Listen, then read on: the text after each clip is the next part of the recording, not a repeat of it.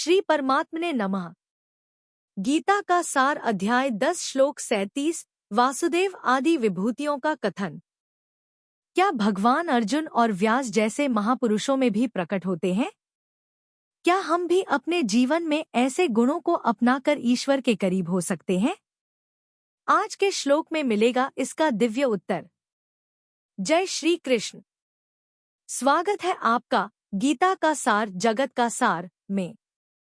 भारतीय जीवन दर्शन की दृष्टि से किसी भी ग्रंथ की वास्तविक उपयोगिता इस बात पर निर्भर करती है कि वह मानव को उसके परम लक्ष्य तक पहुंचाने में कितनी सहायक सिद्ध होती है। इस कसौटी पर अगर कोई ग्रंथ सर्वाधिक खरा उतरता है तो वह है श्रीमद्भगवद गीता। यह न केवल हमें जीवन जीने की कला सिखाती है बल्कि आत्मा की मुक्ति का मार्ग भी प्रशस्त करती है। अब रुकिए, एक सवाल है आपसे। क्या आप सच में इस दिव्य ज्ञान को अधूरा छोड़ना चाहेंगे? थोड़ा सोचिए। जब किसी को स्वयं प्रभु की वाणी सुनने का अवसर मिलता है तो क्या वह अवसर यूं ही जाने देना चाहिए? अगर आप अब तक हमें सुन रहे हैं तो समझ लीजिए, यह कोई संयोग नहीं बल्कि प्रभु की विशेष कृपा है।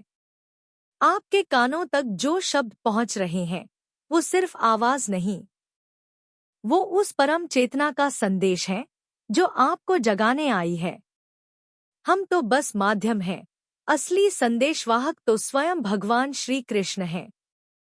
तो बोलिए, क्या आप इस अमूल्य अवसर को अधूरा छोड़ देंगे या हमारे साथ अंत तक इस यात्रा में जुड़ेंगे? वीडियो को अंत तक देखें क्योंकि आखिर में मिलेगा एक सवाल और सही उत्तर पर रिवॉर्ड।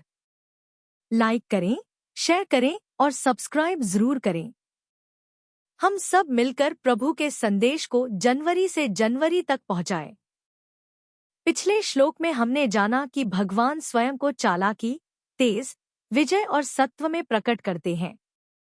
आज जानेंगे वे किन महापुरुषों में और क्यों प्रकट होते हैं। टुडेज श्लोक चैप्टर 10 श्लोक 37 वृष्णीना वासुदेवोस्मि पांडवाना धनंजय मुनीनाम पहे व्यासः कवीनामुष्णा कविया।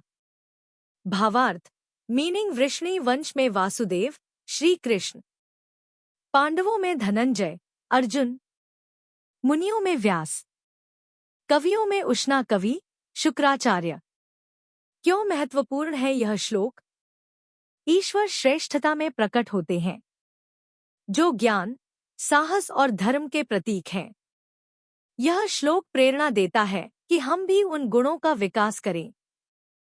श्री हरि बोलो ग्रंथराज श्रीमद्भगवद गीता जी की जय। गीता सुगीता कर्तव्या किमन्यः शास्त्र विस्तरया या स्वयं पद्मनाभस्य मुख पद्माद्विनीयः श्रिता। अथ ध्यानम् शांताकारं भुजग शयनं पद्मनाभं सुरेशं विश्व आधारं गगन सदृशं मेघवर्णं शुभांगम। लक्ष्मीकांत कमल नयन योगिभिः ध्यान गम्यं वंदे विष्णु भव भयहरं सर्व लोकैकनाथम्। यं ब्रह्मा वरुणेन्द्र रुद्रमृतः स्तुन्वन्ति दिव्यैः स्तवैर्वेदैः सांग पद क्रमोपनिषदे गायन्ति यं सामगाः। ध्यान अवस्थित तद्गतेन मनसा पश्यन्ति यं योगिनो यस्यान्तं न विदुः सुर असुरगणा देवाय तस्मै नमः। वसुदेव सुतं देव कंस चाणूर मर्दनम देवकी परमानंदम कृष्ण वंदे जगद्गुरुम। वासुदेव आदि विभूतियों का कथन। श्लोक 37 वृष्णिना वासुदेवोस्मि पांडवाना धनंजय मुनिनाम पहे व्यासः कविनामुष्णा कवय। उच्चारण की विधि वृष्णिनाम वासुदेव अस्मि पांडवानाम धनंजय मुनिनाम अपि अहम व्यासः कविनाम उष्णा कवयः। 37 शब्दार्थ वृष्णिनाम अर्थात वृष्णिवंशियों में, वासुदेव अर्थात वासुदेव अर्थात मैं स्वयं तेरा सखा, पांडवानाम अर्थात पांडवों में, धनंजय अर्थात धनंजय अर्थात तू, मुनिनाम अर्थात मुनियों में, व्यासः अर्थात वेदव्यास और कविनाम अर्थात कवियों में, उष्णा अर्थात शुक्राचार्य, कवयः अर्थात कवि, अपि अर्थात भी, अहम अर्थात मैं, ही, अस्मि अर्थात हूँ।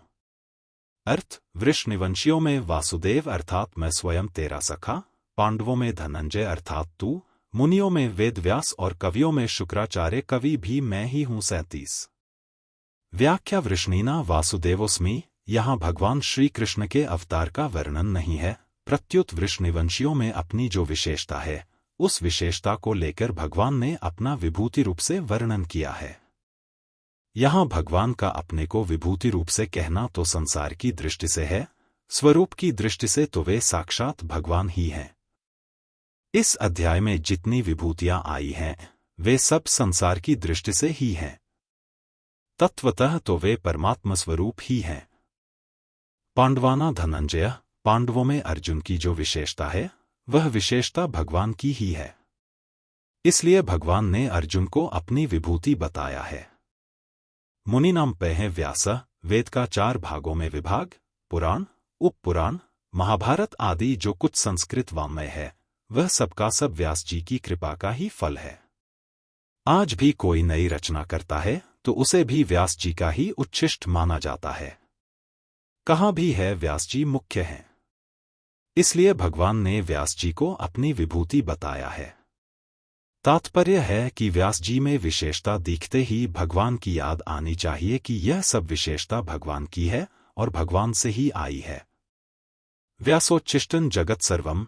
इस तरह सब मुनियों में कविना मुष्णा कविया, शास्त्रीय सिद्धांतों को ठीक तरह से जानने वाले जितने भी पंडित हैं वे सभी कवि कहलाते हैं। उन सब कवियों में शुक्राचार्य जी मुख्य हैं। शुक्राचार्य जी संजीवनी विद्या के ज्ञाता हैं। इनकी शुक्रनीति प्रसिद्ध है। इस प्रकार अनेक गुणों के कारण भगवान ने इन्हें अपनी विभूति बताया है। इन विभूतियों की महत्ता देखकर कहीं भी बुद्धि अटके तो उस महत्ता को भगवान की ही माननी चाहिए, क्योंकि वह महत्ता एक क्षण भी स्थायी रूप से न टिकने वाले संसार की नहीं हो सकती। आज की जीवन समस्या और समाधान। समस्या, हम अपने आप को छोटे और कमजोर मानते हैं। आत्मबल और पराक्रम की कमी, ज्ञान की उपेक्षा, गुरु का महत्व कम समझना। समाधान, अर्जुन की तरह साहसी बनिए, बिना डर के धर्म के लिए खड़े होइए। व्यास की तरह ज्ञान को साझा करिए जिससे समाज जागरूक बने। शुक्राचार्य की तरह दूरदर्शिता रखिए, निर्णय से पहले सोचिए। भगवान को खोजिए गुणों में, ना कि केवल मूर्तियों में। आज के शॉर्ट्स में पूछे गए सवाल था, श्री कृष्ण ने कवियों में किसे अपनी विभूति बताया है? अ. वेदव्यास, बी. नारद, सी. उष्णाह, शुक्राचार्य, डी. वाल।